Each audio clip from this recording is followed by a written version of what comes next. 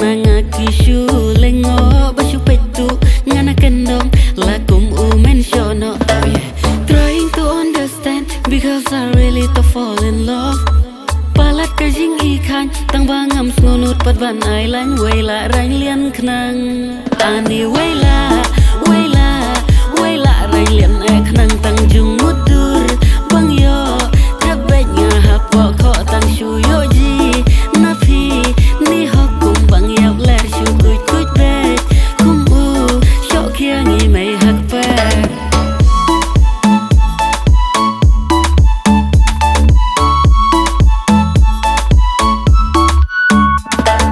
New kita nianga namar jong pi ai ngan kula compare la dengan trei baro arfu sau kenta tang shuyo jina pi ikan jun be hi shaklong hanga i mai i ong la hi para nong kendong ani wela rai lien ek nang tang jung mudur bang yo tabet nga hapo ko tang shuyo ji na pi ni hokum bang yap ler shu kuit bet kum sho kia ngi mai hak pe.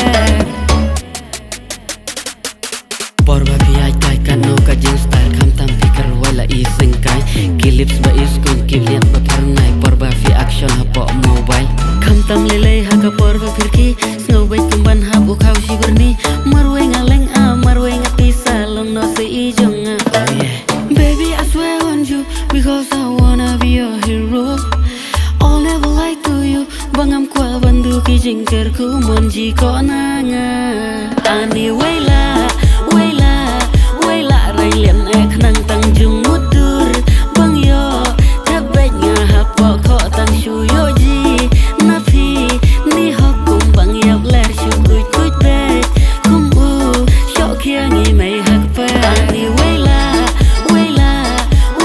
rai lien ek nang tang jung mudur bang yo tabet nga hapo ko tang shu yo ji na phi ni hokum bang yap ler shu kuit bet kum sho kia ngi mai hak pe.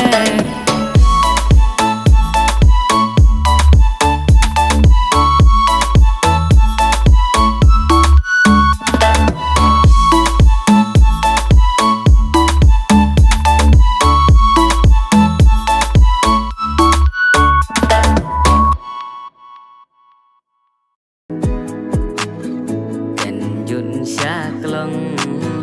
mat sin tek pi ong pi hai karyong tarta bampat ya dai ani gayolong boy belara hokum bong kin koin